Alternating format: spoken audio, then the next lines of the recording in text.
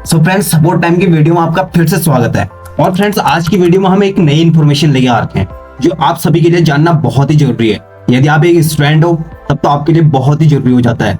हो सकता है इस इन्फॉर्मेशन को बहुत सारे लोग जानते भी होंगे क्योंकि हाल ही में ये अपडेट चलते रह रहा है। तो हमारे इस वीडियो को बनाने का मकसद ये है कि हम उन स्टूडेंट को इन्फॉर्मेशन देना चाहते हैं जिन्हें अभी तक इसकी जानकारी नहीं मिली है। तो हम ये आज एक नई अपडेट लेके आ रखे हैं आपके लिए, और जिस अपडेट की हम बात कर रहे हैं, जो आपको इन्फॉर्मेशन बताने वाला है, वो है ओपन बुक एग्जाम। अब इस ओपन बुक एग्जाम में आपके मन में क्वेश्चन जरूर उठ रहा होगा कि ये ओपन बुक एग्जाम है क्या। तो वो सब इस वीडियो में हम जानते हैं, तो वीडियो को एंड तक जरूर देखना। और उससे पहले यदि इस चैनल पे नए हो ना, तो प्लीज चैनल को सब्सक्राइब कर दीजिए क्योंकि सपोर्ट टाइम पे आपका भाई आपको हमेशा सपोर्ट करते रहता है। और यदि वीडियो अच्छी लगेगी तो दूसरों को भी शेयर जरूर करना क्योंकि ये इन्फॉर्मेशन हर एक के पास पहुंचनी चाहिए। तो चलो आपको बिना टाइम वेस्ट के इसके बारे में जानते हैं कि ओपन बुक एग्जाम है क्या और इससे स्टूडेंट को क्या बेनिफिट है। तो चलो सबसे पहले जानते हैं कि ओपन बुक एग्जाम है क्या। देखो, इसके मीनिंग से भी आप जान रहे होंगे कि अपनी किताब को खोलकर एग्जाम देना। हाँ, बिल्कुल ठीक सुना। अभी तक तो ये होता था कि आप अपने एग्जाम सेंटर पे एक नकल भी नहीं ले जा सकते थे और नकल पकड़ने पर आपको प्रॉब्लम हो सकती थी। लेकिन अब इसका जस्ट उल्टा होने वाला है कि मतलब आप अपने एग्जाम सेंटर के क्लासरूम में अपनी बुक लेके जा सकते हो। मतलब जिस सब्जेक्ट का आपका एग्जाम है तो उसकी बुक ले जाकर उसको अपने सामने खोलकर उसमें से किसी भी क्वेश्चन का आंसर लिख सकते हो। हाँ, ये बिल्कुल सच है और ये अभी शुरू नहीं किया गया है। इस साल के नवंबर में ये शुरू होने वाला है। मतलब इस साल के नवंबर में पहले ट्रायल लिया जाएगा, वो भी सीबीएसई बोर्ड का। अगर ये सक्सेस रहता है तब जाके अगले साल से कंटिन्यू कर दिया जाएगा।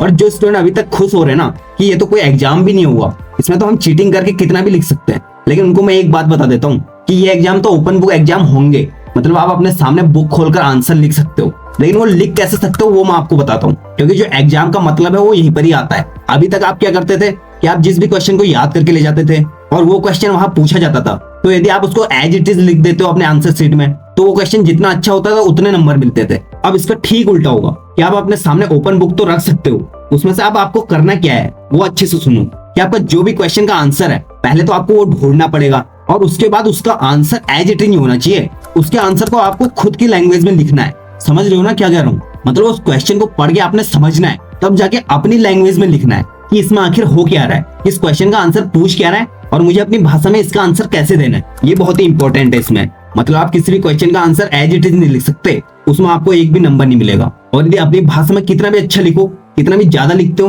तब जाके आपको उसमें नंबर मिलेंगे। तो समझ रहे हो ना यहाँ तक मैंने आपको क्या क्या बताया? हर एक बात को बिल्कुल डीपली समझना। तो ये तो बात करी हमने किसी भी क्वेश्चन का आंसर एज इट इज नहीं देना है, उसको अपनी लैंग्वेज में देना है। अब इससे फायदा क्या है वो सुनो। इससे जो गवर्नमेंट समझ रही है वो ये समझ रही है कि जो बच्चों का एनालिसिस होगा इससे उनकी एनालाइज पावर बढ़ेगी, वो अपने माइंड का यूज करके आंसर देंगे। मतलब जो क्वेश्चन को पहले से रटते थे, सेम टू सेम याद करके लिख देते थे और कुछ टाइम बाद वो भूल भी जाते थे, तो वो यहाँ पर नहीं होगा। इससे आपको क्वेश्चन को समझना पड़ेगा, आपकी समझने की क्षमता बढ़ेगी और आपकी प्रैक्टिकल नॉलेज भी बढ़ेगी। तो इससे ये फायदा कि आप एनालिसिस में परफेक्ट बनोगे, आपकी समझ विकसित होगी और जो आप रटते हो उसे आप भूल जाओगे और आपके पूरे लाइफ टाइम में ये काम आएगा। तो इसके बेनिफिट तो ये हैं। बाकी मैंने आपको बता दिया कि इसके स्टार्टिंग अभी करी नहीं है। इस ईयर के नवंबर मंथ से इसकी स्टार्टिंग होगी।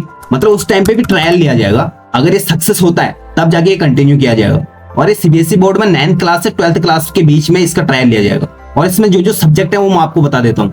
9th और 10th में जो सब्जेक्ट है वो इस प्रकार है कि इसमें इंग्लिश, मैथ्स और साइंस का ओपन बुक एग्जाम लिया जाएगा। और वहीं दूसरी ओर 11th और 12th में इंग्लिश, मैथ्स और बायोलॉजी का ओपन बुक एग्जाम लिया जाएगा। तो इसका पहले अभी ट्रायल होगा, उसके बाद यदि ये ट्रायल सक्सेस होता है तो नेक्स्ट ईयर से कंटिन्यू किया ही जाएगा। तो इसमें बहुत सारे भी चैलेंजेस भी आ रहे हैं। तो जो गवर्नमेंट सोच रही है इसमें बहुत सारे क्वेश्चन भी उठ रहे हैं कि मतलब ये प्रोसेस है तो अच्छा, लेकिन आप जानते होंगे कि किसी भी चीज के फायदे और नुकसान दोनों ही होते हैं। तो इसमें भी वही हो रहा है। और आप सोच रहे होंगे कि ओपन बुक एग्जाम ये पहली बार स्टार्ट हो रहा है, लेकिन इसकी शुरुआत एक बार पहले भी कर दी गई थी। जिस टाइम पे कोविड था उस टाइम पर भी इसका यूज किया गया था और कई सारे कॉम्पिटिटिव एग्जाम्स में भी इसका यूज किया गया और कई दूसरे कंट्रीज में तो इसका यूज होता भी है। लेकिन अब ये कहा जा रहा है कि ये सीबीएसई पर भी लागू होगा, तो उसके लिए तो वेट करना पड़ेगा। और मुझे लगा कि ये इन्फॉर्मेशन हर एक के पास पहुंचनी चाहिए, तो आज की वीडियो को बनाने का मोटिव मेरा यही था। सारी ये इन्फॉर्मेशन यदि इन्फॉर्मेटिव लगी है तो प्लीज दूसरों के साथ शेयर जरूर करना। और यदि इस चैनल पे नए हो तो प्लीज चैनल को सब्सक्राइब करें क्योंकि सपोर्ट टाइम पे आपका भाई आपको हमेशा सपोर्ट करते रहता है। और हमारी वीडियो को देखने के लिए आपका बहुत बहुत धन्यवाद।